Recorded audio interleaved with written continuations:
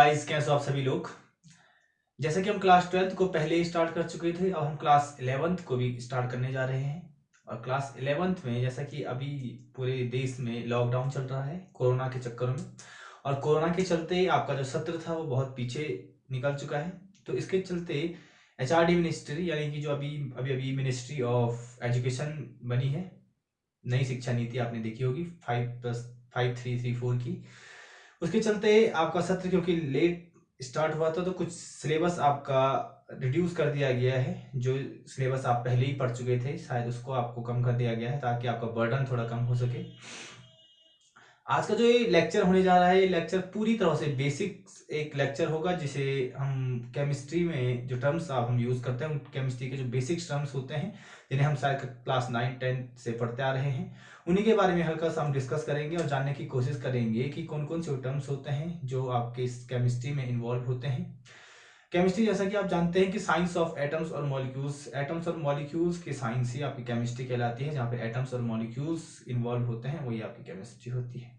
या फिर आप जहाँ पे आप मैटर का एक्सचेंज देखोगे वही आपकी केमिस्ट्री है।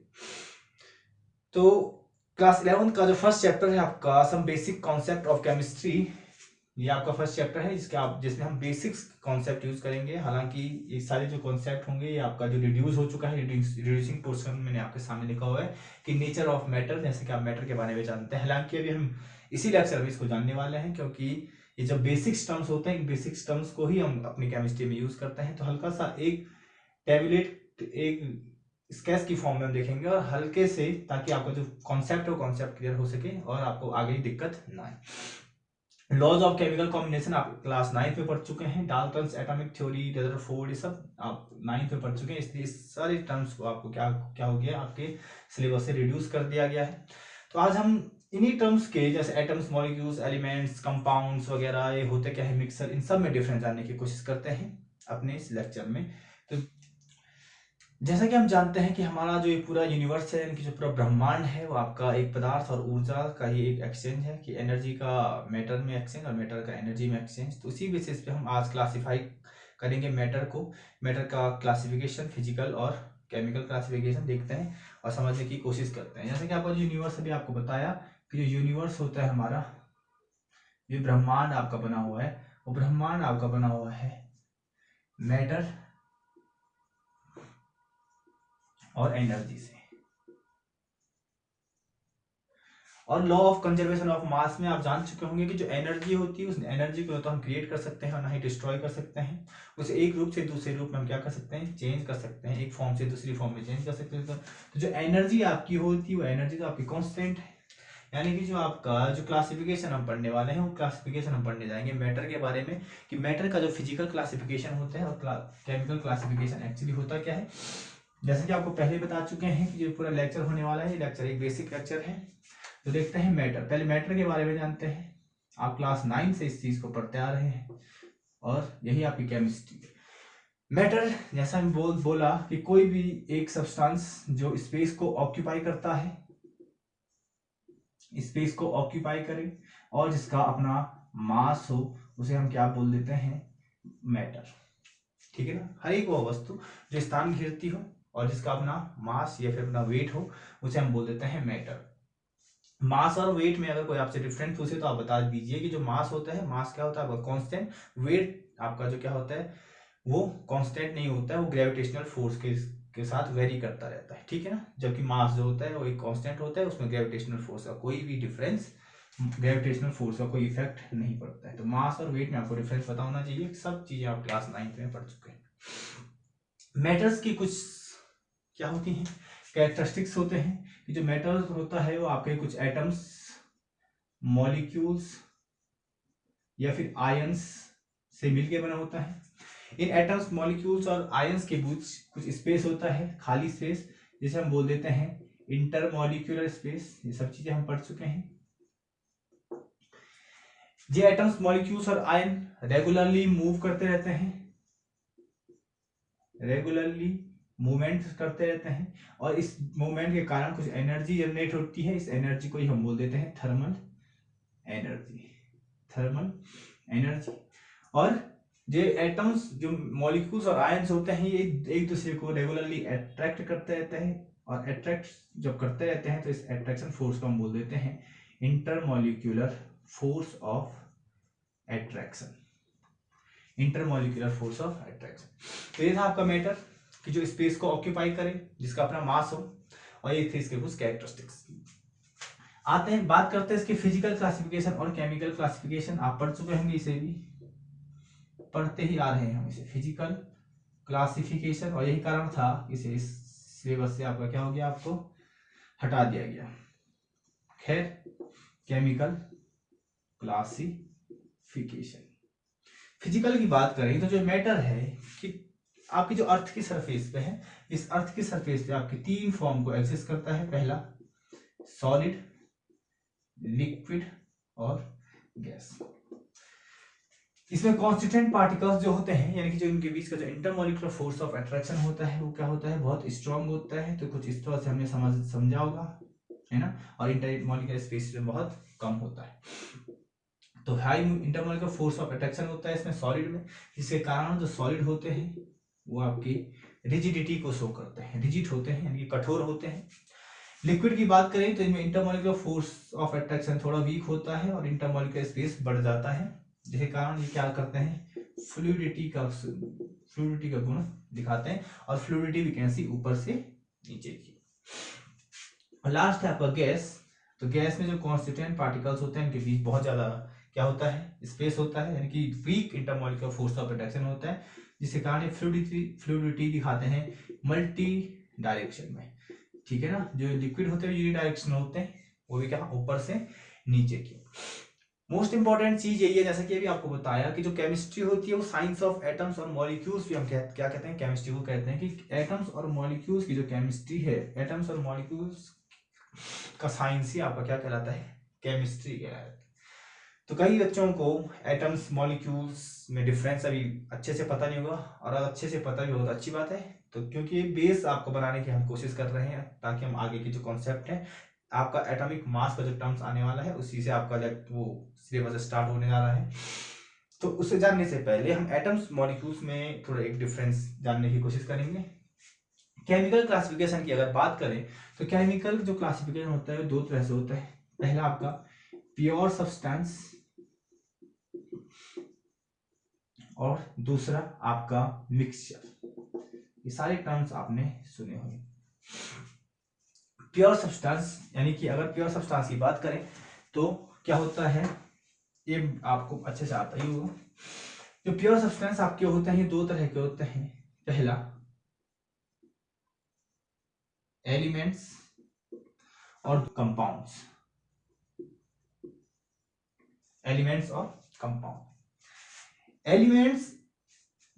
एलिमेंट्स जैसे कि आप जानते होंगे, आपने सुने, कई बार हम यूज करते हैं एलिमेंट्स। आपको जो क्लास 11 अगर आप पढ़ रहे हो तो आपको यहाँ पे डेफिनेशन याद करने की कोई जरूरत नहीं है, क्योंकि आपको यहाँ पे कॉन्सेप्ट क्लियर होना चाहिए, और कॉन्सेप्ट के बेसिस पे अगर आप खुद अपनी डेफिनेशन डिफाइन करते हो तो अच्छी बात है।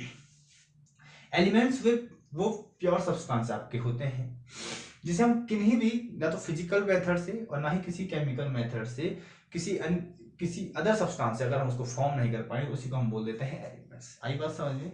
एलिमेंट्स क्या होते हैं, वे प्योर सब्सटेंस से किसी फिजिकल और केमिकल मेथड के द्वारा हम किसी एक सिंपल सब्सटेंस से फॉर्म नहीं कर सकते। ठीक है, यानी कि जो एलिमेंट्स हम बोलेंगे, एलिमेंट्स अगर डिफाइन करनी है तो वो हम बोलेंगे वन काइंड ऑफ एटम्स। जो फॉर्म होते हैं आपके वन काइंड्स ऑफ एटम्स, जो बने होते हैं आपके सिर्फ एक तरह के एटम से जो मिलकर बने होते हैं, उन्हें हम बोल देते हैं एलिमेंट्स। अगर हम एलिमेंट्स को और क्लासिफाई करने की कोशिश करें तो हम पाएंगे कि जो एलिमेंट्स होते हैं आपके, वो 3 तरह से क्लासिफाइड होते हैं। मेटल्स, नॉन मेटल और आपके मेटलॉइड।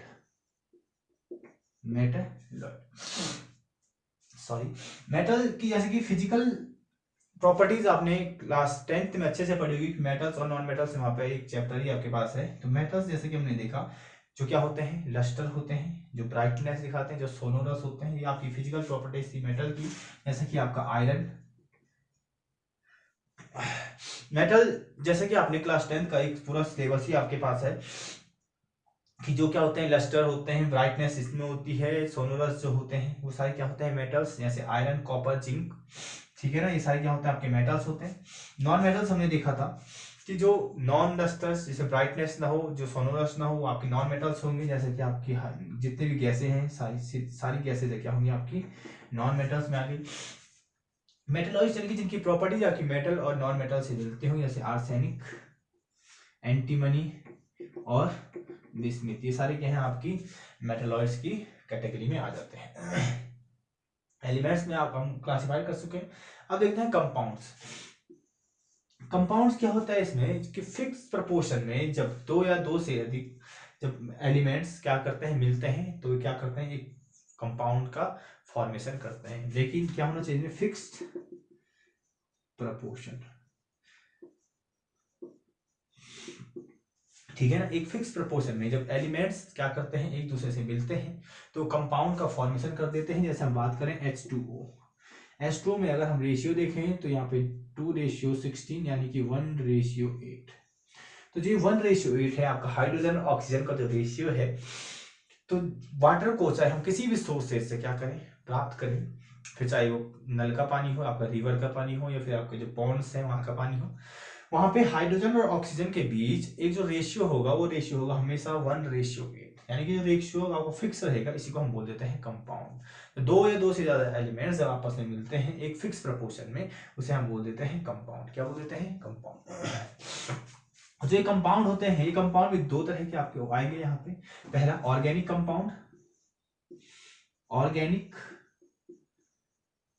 कंपाउंड, और दूसरा आपका इनऑर्गेनिक कंपाउंड, ठीक है ना। ऑर्गेनिक से मतलब यहाँ पर है कार्बन से, ठीक है ना। तो कार्बन से बने हुए जितने भी आपके यौगिक होंगे कंपाउंड होंगे उसे क्या बोल देते हैं ऑर्गेनिक कंपाउंड, ठीक है ना। तो compounds of carbon, compound of carbon is called organic compound. और कार्बन के अलावा जितने भी आपके क्या बच जाते हैं, जितने भी कार्बन के अलावा जितने भी आपके एलिमेंट्स आ जाते हैं उसे हम बोल देते हैं इनऑर्गेनिक कंपाउंड। यानी कि कार्बन के अलावा जितने अदर एलिमेंट्स बच जाते हैं उनके जो कंपाउंड होते हैं उन्हीं को हम बोल देते हैं इनऑर्गेनिक कंपाउंड। क्लियर आई बात समझे। फिर आता है आपका मिक्सचर। मिक्सचर देखते हैं।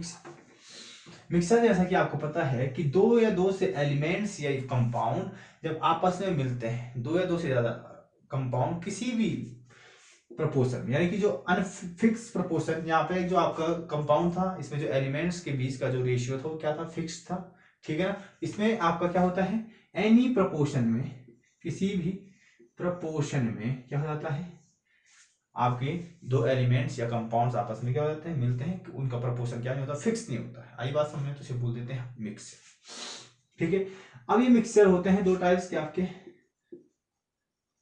होमोजीनियस मिक्सचर आपने पढ़ा होगा, और दूसरा आपका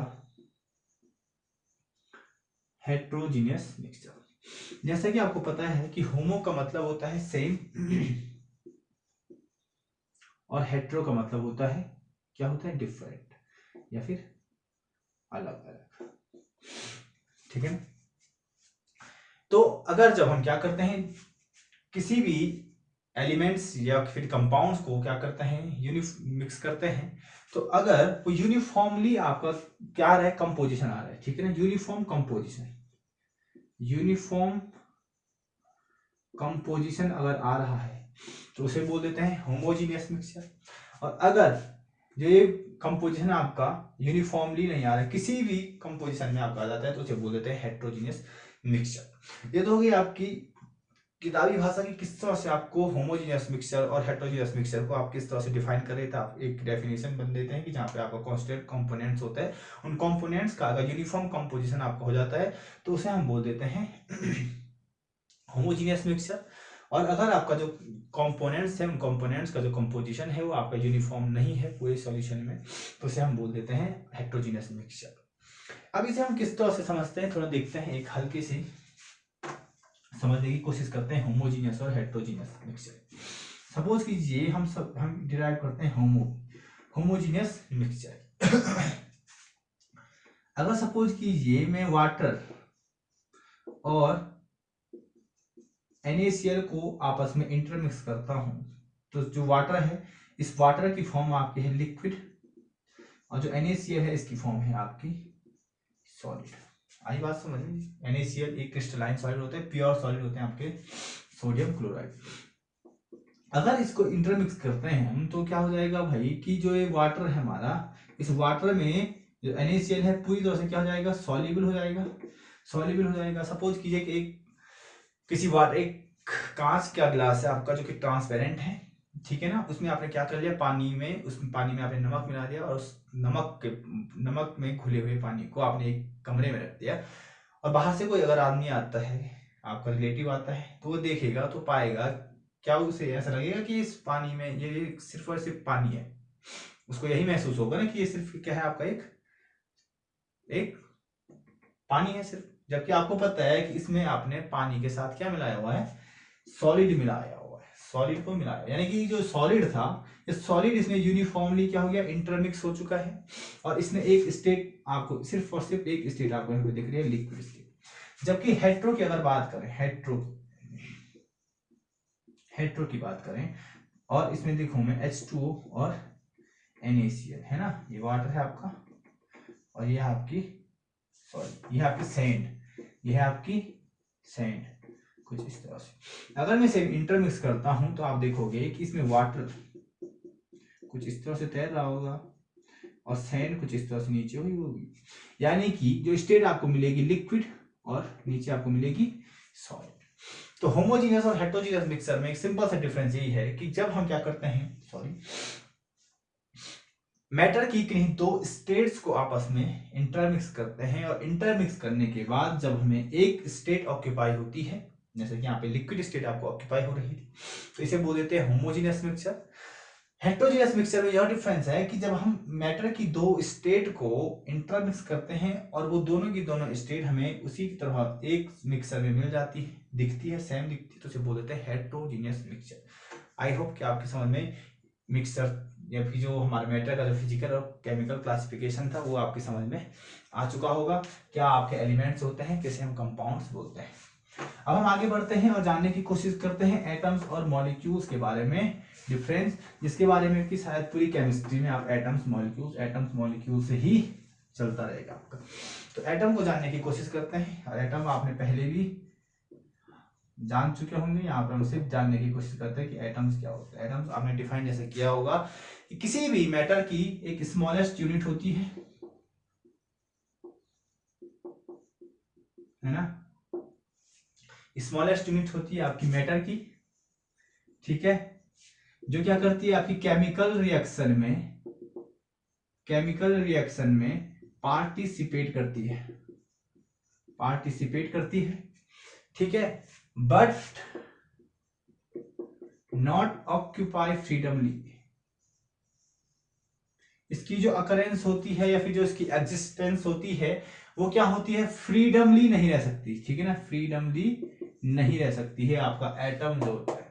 अभी आपको समझाते हैं कि क्या आपके एटम्स ये फ्रीडमली ऑक्यूपाई क्यों नहीं करती है, इसे क्या कैसे हम समझेंगे। जबकि मॉलिक्यूल्स भी कुछ इसी तरह होता है कि स्मॉलेस्ट पार्टिकल्स ऑफ मैटर जो केमिकल रिएक्शन में भाग लेता है, पार्टिसिपेट करता है, बट फ्रीडमली रह सकता है भाई, फ्रीडमली ये क्या कर सकता है, रह सकता है। और जो मॉलिक्यूल्स होते हैं वो दो एटम के मिलने से क्या करते हैं, बनते हैं। Atom plus atom is equal two molecules, यानी कि दो एटम्स के मिलने से मॉलिक्यूल्स का फॉर्मेशन होता है, ठीक है। इतना आपको सब तक जानने की कोशिश करते हैं कि ये जो फ्रीडम हो और ये अनफ्रीडम है ये किसे बोलते हैं, ठीक है। सपोज कीजिए सोडियम है या फिर क्लोरीन है, और यहाँ पे लिख देता हूं मैं H2 और HCl, यही तो आपके क्या होंगे मॉलिक्यूल्स, यही तो है कि दो या दो से यहाँ पे दो एटम्स मिल गए तो मॉलिक्यूल्स बन गए। यहाँ पे हाइड्रोजन का एक मॉलिक्यूल एटम था, क्लोरीन का एक एटम था, तो आपस में मिलके मॉलिक्यूल्स बन गए। लेकिन Na हम पॉजिटिव और Cl नेगेटिव कुछ इस तरह से लिखते हैं, ठीक है, Na पॉजिटिव और Cl नेगेटिव कुछ इस तरह से लिखते हैं। ऐसा क्यों लिखते हैं, यही आपकी है कि ये जो मैटर हो, जो एटम होता है वो फ्रीडमली ऑक्यूपाई नहीं करता, फ्रीडमली नहीं रह पाता, इसी को जो चार्ज कंटेन करके रखा है इसी को हम बोलते हैं कि जो एटम होता है वो फ्रीडमली नहीं रह पाता। तो देखते हैं क्यों, क्या होता है।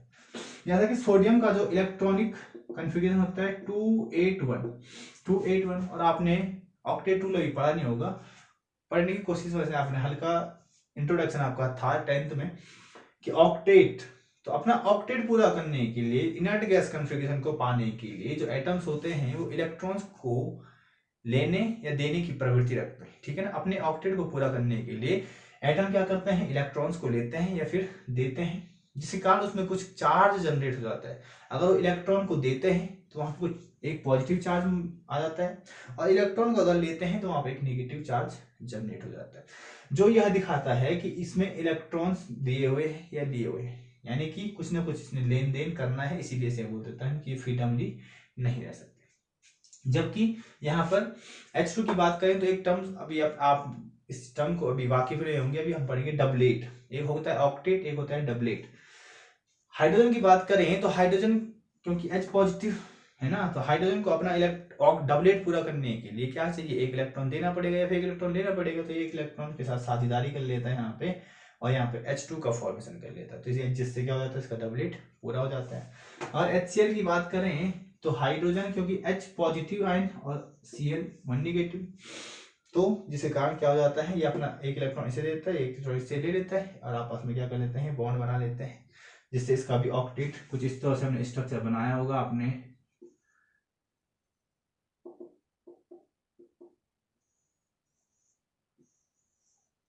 ठीक है ना, तो ये बॉन्ड बन जाता है यहाँ पे HCl, कुछ इस तरह से हमने 10th में बनाने की कोशिश की थी। एटम्स और मॉलिक्यूल्स में आई होप आप डिफरेंस समझ चुके होंगे कि जो एटम्स होते हैं वो केमिकल रिएक्शन में पार्टिसिपेट करते हैं लेकिन फ्रीडमली नहीं रह पाते हैं, जबकि जो मॉलिक्यूल्स होते हैं वो केमिकल रिएक्शन में पार्टिसिपेट करते हैं और फ्रीडमली रह सकते हैं। ठीक है, अब हम देखते हैं कि जो मॉलिक्यूल्स होते हैं, ये मॉलिक्यूल्स दो तरह के होते हैं, आपके होमोजीनियस और हेट्रोजीनियस।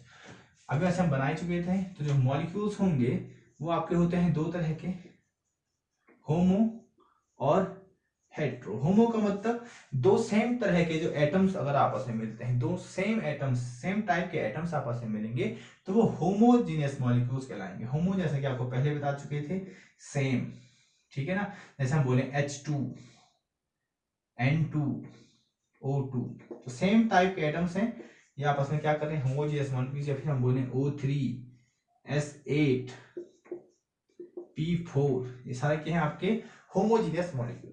हेट्रोजीनियस की बात करें जैसे NaCl, दो अलग अलग टाइप के, एक सोडियम है एक क्लोरीन है, HCl KCl वगैरह वगैरह, ये सारे आपके आ जाते हैं हेट्रोजीनियस मॉलिक्यूल।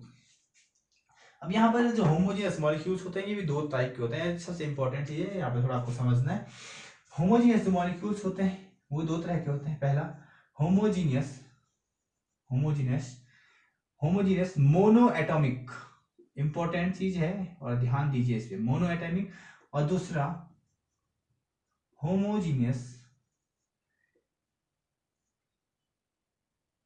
इसे लिख देते हैं पॉली एटॉमिक, ठीक है ना, पॉली एटॉमिक, क्योंकि पॉली में सारे आ जाएंगे। Homogeneous mono atomic molecules. अब आपके दिमाग में एक क्वेश्चन क्रिएट हो रहा होगा, जनरेट हो रहा होगा कि मोनो एटॉमिक, जब एक एटम यहां पर है और हम अभी हमने कहा कि दो एटम मिलकर आपस में मॉलिक्यूल्स बनाते हैं, तो एक ही एटम से मिलने के बाद मॉलिक्यूल्स किस तरह से फॉर्म हो सकते हैं। तो आपको यहाँ पर एक नोट करने वाली बात यह है कि जितनी भी इनर्ट गैसेस होती है, क्योंकि उनका ऑक्टेट पूरा होता है, तो अपना ऑक्टेट पूरा होने के कारण, क्योंकि कोई भी जो मॉलिक्यूल्स फॉर्म हो रहा है, किसी भी मॉलिक्यूल्स का जो फॉर्मेशन हो रहा है वो इसीलिए हो रहा है कि ताकि वो अपना ऑक्टेट पूरा कर सके। तो अपना ऑक्टेट को पूरा करने के बाद, करने के लिए क्या कर रहे हैं, एटम्स दूसरे एटम के साथ क्या कर रहे हैं, बॉन्ड बना रहे हैं ताकि उनका ऑक्टेट पूरा हो सके। इसीलिए जो जितनी भी आपकी इनर्ट गैसेज होती हैं, जैसे helium, neon, organ, krypton, xenon, radon, जो ग्रुप 18 आपने पढ़ा था क्लास 10th में, ग्रुप 18 की जितनी भी आपकी इनर्ट गैसेज है, इनर्ट गैसेज जैसे helium, neon, organ, krypton, xenon और रेडॉन, ये जितनी गैसें होती हैं ये एक मॉलिक्यूल्स की तरह बिहेव करती हैं और इससे बोल देते हैं हम मोनो एटॉमिक मॉलिक्यूल्स।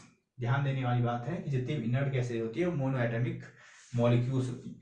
और पॉली एटॉमिक में पॉली या फिर डाई ट्राई है ना, तो डाई ट्राई जैसे हम बोल रहे हैं H2 N2 O3 है ना, और P4 और SA, तो ये सब क्या हो गए आपके होमोजीनियस पॉली एटॉमिक मॉलिक्यूल्स। तो होमोजीनियस आपके दो तरह के होते हैं, होमोजीनियस मोनोएटॉमिक और दूसरा होमोजीनियस पॉली एटॉमिक मॉलिक्यूल्स। तो आई होप कि ये बेसिक जो कॉन्सेप्ट था हमारा केमिस्ट्री का, ये जो कि आप पहले से ही भी जानते होंगे, तो आपकी जो धुंधली यादों को हमने आज फिर से ताज़ा करने की कोशिश की है और आपके कॉन्सेप्ट को क्लियर करने की कोशिश की है कि किस तरह से आप एलिमेंट्स, कंपाउंड, एटम्स, मॉलिक्यूल्स में डिफरेंट जान सकते हैं। नेक्स्ट वीडियो में अब हम पूरे जो आपका नया सिलेबस आपके सामने दिया गया है एजुकेशन पॉलिसी द्वारा, एजुकेशन मिनिस्ट्री के द्वारा, उसके अकॉर्डिंग हम आपका सिलेबस चलाने की कोशिश करेंगे। और तब तक के लिए आप इस पूरे जो कॉन्सेप्ट आपको समझाया, इस कॉन्सेप्ट को जानने की कोशिश कीजिए। धन्यवाद।